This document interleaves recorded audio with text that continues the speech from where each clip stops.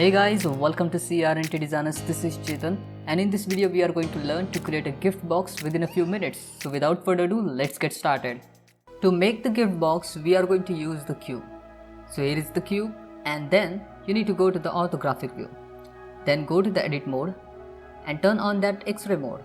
Then select everything, Shift D to duplicate it and scale it down like this. Okay. And the next thing, you need to give the right scale factor at there. After that, you need to add the loop cuts on this cube from inside and as well as from the outside also. So just add a bunch of loop cuts like this, and then you will get this kind of form. Okay. The next thing, with the cross selection, you need to select these faces, Shift D to duplicate it and press P for the selection. So you will get a different object at there. Then select these faces and scale them along the Z-axis, and then select these faces and then delete these faces. Okay, so we got this container, so just select these edges and then press F to fill the gap. And same steps we need to repeat with the cap of that container. Okay, so just select the words and then scale them along the Z-axis, then select these edges and then press F to fill the gap. And now we need to scale this gap little bit. So just scale it along the X, Y and Z axis and just try to match its right position for that container. And now you can see it's looked pretty well. We got a decent box at there, gift box. You can see there is the gap and there is a container. After that, we need to add the supportive loop cuts on the model because we are going to use the subdivision modifier. So that's why you need to add the loop cuts like this and give the same factor for all the loop cuts. I like to go with the 0.8 factor. So just add one loop cut like this and add one loop cut at here. Same kind of loop cuts you need to add from the inner side also.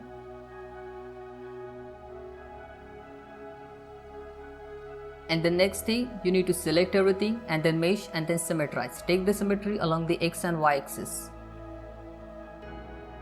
And now you can see we got a decent loop cut on the model. Just add few loop cuts at here. Then shade smooth it and then add a subdivision modifier. Increase its count up to 2. And now you can see we are getting the decent model at there for the gift box. You need to repeat the same step for the cap of that box.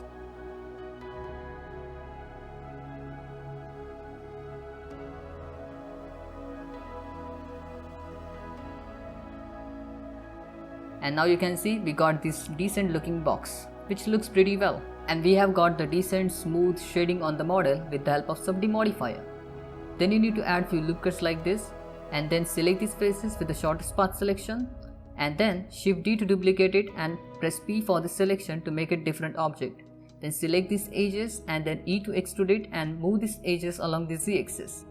Okay, now you need to select one of them and then select these edges and E to extrude it and move them along the Y axis. Then select everything, mesh and then symmetrize. Take the symmetry along the Y axis, then select these edges and you can use the bridge edge loop. As like this, add a center loop cut like this, then you can dissolve these edges. And now you need to add those supportive loop cuts on this ribbon. You need to add more loop cuts on this ribbon to maintain the form. And these are the supportive loop cuts. Okay, now you can see it's look pretty well. Then you need to add that Solidify modifier on it and make sure that Solidify modifier should be top of your subdivision modifier and give the proper thickness for the Solidify modifier. Okay, now you need to Shift D to duplicate it and then rotate it into the 90 degree. And then go to the edit mode, select this edge and move it little bit along the Z axis. So we will get that feel that it is overlapping to the bottom one. And here it is not looking good, so that's why you need to move the words along the Y axis as like this. So it will look more real. So just select the words and move them along the Y axis. You need to do the same step from the other side also and for both the ribbon. Then you can take the symmetry and now you can see it's look pretty well. You need to select any edge at there and then select that edge and Shift D to duplicate it and press P for this selection. Then you will get this edge at there, set the origin to the geometry. After that, you need to select that edge, go to the edit mode and E to extrude it as like this and move it along the X axis. You can see we are facing little bit of difficulty at there because that Solidify modifier is turned on. So just delete that Solidify modifier and now you need to adjust the scale of this and then E to extrude it and move it along the X axis. You need to select that edge and then move it along the X axis as like this, and give a little bit length to it. Then you need to add a bunch of loop cuts on that strip. We want to make that bow.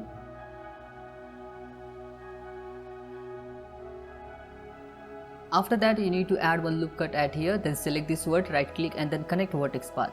We need to create that triangle shape at there for that bow. Then you can delete these faces. Now you need to use the knife tool and create a cut like this. These are the supportive loop cuts to maintain that form. Okay, you need to add the cuts like this and just give the right position to these cuts. Then one more time use the knife tool and create a cut like this. This is the strip to create that ribbon bow. Then you need to add the nerves path. So Shift A, add that path. Okay, now you need to scale it down a little bit, and after that you need to give the right position to it. Then go to the edit mode and then select these words and move them as you want and move them in the proper shape so we can create that ribbon bow.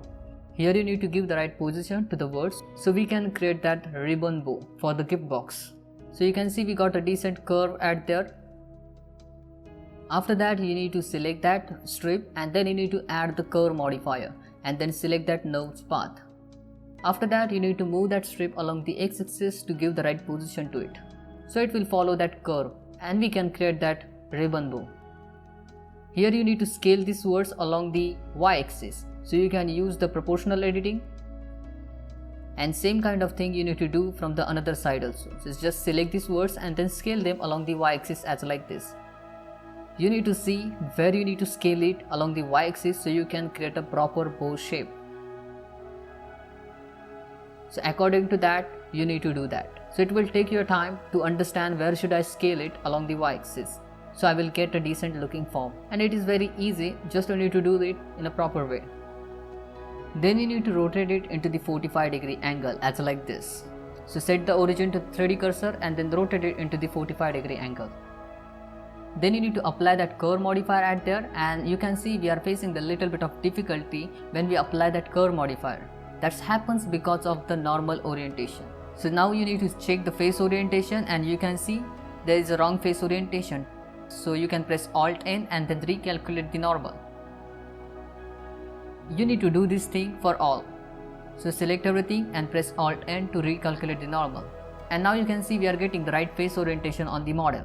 Now we can apply that curve modifier. And now you can see it's look pretty well. After that you need to add the Solidify Modifier on this strip and give the proper thickness for that strip. Make sure that Solidify Modifier should be top of your subdivision modifier so you can understand the thickness after applying the subdivision modifier. Now you need to add little bit of bumps on that strips, so that's why you can move the edges along the z-axis and you can create this kind of bumps. And you should turn on that proportional editing so it will be more easier for you. And then add few more loop cuts on that strip so we can maintain its form very well. Okay, now here you need to use the knife tool and we will try to create the Cordless Topology at here. So just create a cut like this and create a same cut like this. Okay, now we are getting the little bit of weirdness at there, but we can manage that weirdness. So just turn off that Solidify Modifier so you can merge the words like this. So select the words and press M and merge at last. Now you can add one more loop cut like this and then select these words, right click, connect vertex path. And then you can create a Cordless Topology at there. Same thing you need to do at both sides. And then you can dissolve these edges. And now you can see we are getting the decent loop structure at there at Cordless Topology. Then select that strip and Shift D to duplicate it and rotate it into the 90 degree. And now you can see it's look pretty well. Now you need to go to the sculpting mode and use the grab brush and then just try to give the right position to that strip. You can move it some parts and you can add that weirdness. To make it more good, I have observed a few reference images, and as per those reference images I am trying to create it. And then Shift D to duplicate it and rotate it into the 90 degree. And now you can see we got a decent ribbon at there, and that bow also looks really good. Now you need to add the plane at there, so Shift A, add the plane and then move it along the z-axis and then scale it down like this. Give the right position to that plane, then select these words and then scale them along the x-axis. Then select these words and move them along the y-axis. So just select these words and give the right position to them, and then select everything and E to extrude it and move it along the z-axis. After that, you need to add the subdivision modifier on it. So add that subdivision modifier and increase its count up to 2. We want to make the center part of that bow, so that's why you need to add more loop cuts at here to maintain that form. And now you can see it's looked pretty well. Then you need to go to the sculpting mode and you need to add the cloth details on that center part, so it will look more good. You can use the different brush options in the sculpting mode and just try to make it really good. You can play with your form and just try to achieve the decent results at there. It will take your time, but you can do it.